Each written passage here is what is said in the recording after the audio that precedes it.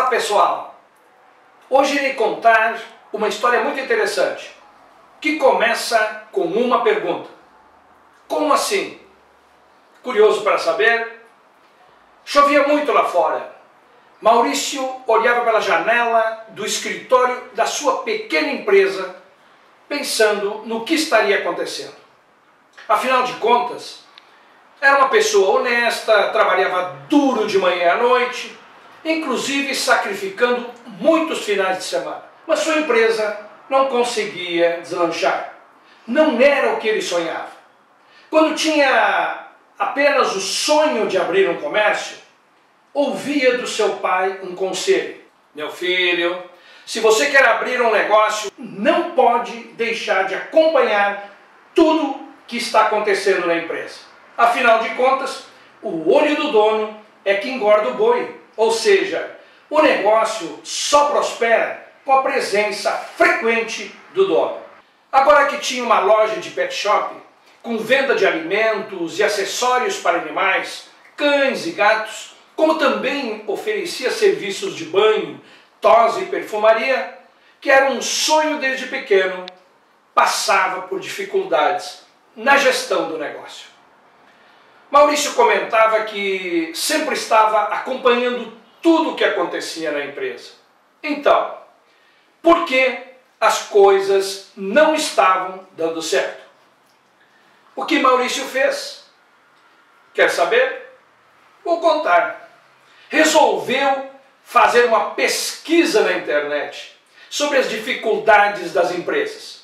Observou, no entanto, que as dificuldades faziam parte de uma relação enorme de motivos, cada qual com diferentes origens e razões, trazendo reflexos variados aos negócios. No entanto, não conseguia conciliar os motivos e as dificuldades levantadas nos casos com o que estava acontecendo na sua loja. Ou seja, a pesquisa de nada adiantou. E o que fazer? Onde estaria o problema? Vamos achar o problema com Maurício. Maurício tinha um amigo que era professor do curso de administração na faculdade da cidade. Procurou-o pedindo ajuda.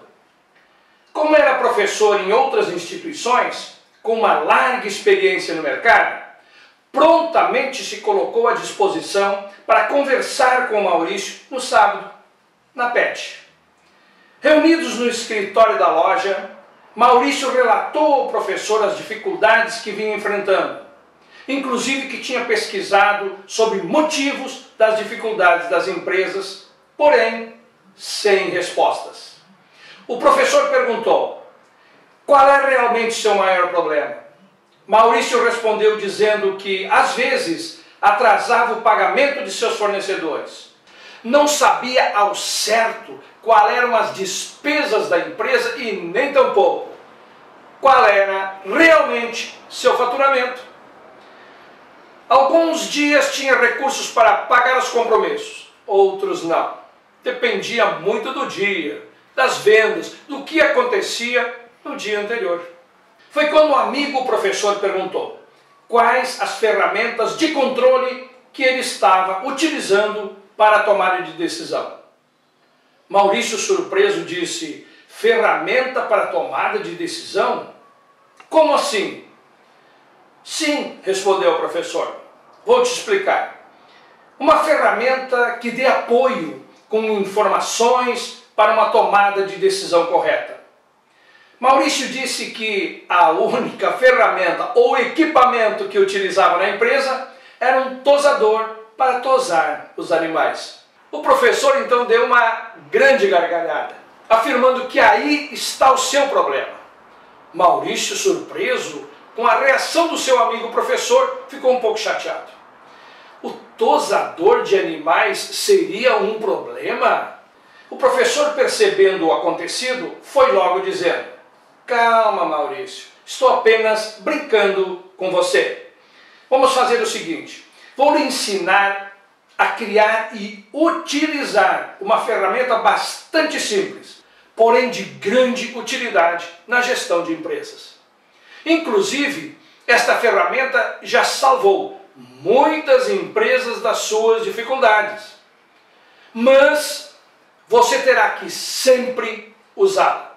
Maurício, mais calmo, afirmou que faria o que o amigo professor lhe dissesse. Então vamos criar uma ferramenta chamada fluxo de caixa. Fluxo de caixa, disse Maurício. Fluxo de caixa é uma ferramenta que organiza a parte financeira da empresa, uma vez que apura o saldo diário disponível de caixa e possibilita administrar os recursos para que haja capital de giro, além de analisar a origem e o destino do dinheiro, disse o amigo. Além disso, o fluxo de caixa ele possibilita uma visão de futuro, analisando os movimentos de caixa nos próximos dias e semanas, e com isto antecipar decisões importantes. Maurício ficou entusiasmado com as explicações do professor e perguntou: quando podemos fazer esse fluxo de caixa? O professor afirmou que logo que você tiver os dados necessários à sua elaboração. Solicitou ao Maurício uma relação de informações a serem obtidas junto ao contador da empresa. Dessa forma, Maurício aprendeu como fazer o fluxo de caixa, como abastecer com as informações diárias e o como analisar os resultados para uma assertiva tomada de decisão. Como reflexo deste simples ato, a situação da empresa se equilibrou em 3 meses, representando perante a sua concorrência um grande diferencial em loja de pet shop. Veja a importância de uma ferramenta de gestão como o fluxo de caixa. Ok? Muito bem. Espero ter contribuído para a sua gestão da empresa, além de ajudar a trazer um rumo para evitar mais falências nas estatísticas das micros e pequenas empresas. No entanto, somente isto não basta. Os 4 passos necessários para evitar a falência de uma empresa são importantíssimos. Porém, se a gestão somente realizar ações para a sobrevivência, a empresa ficará na mesma condição por muito tempo, correndo o risco de regredir e perder sua posição no mercado, entrando na zona de alto risco. A boa notícia é que existem, sim, formas de se evitar isto. A partir do próximo vídeo, irei trazer para você os 4 passos de ajuda para o crescimento, com o propósito de evitar a falência das micros e pequenas empresas. A ajuda sempre é uma ótima oportunidade. E não esqueça, trabalhe, mas seja muito feliz. E se você, por acaso, não leu os e-mails anteriores ou assistiu os outros vídeos, aproveite esta oportunidade. Pode fazer uma diferença para você e sua empresa. Até o próximo vídeo. Tchau!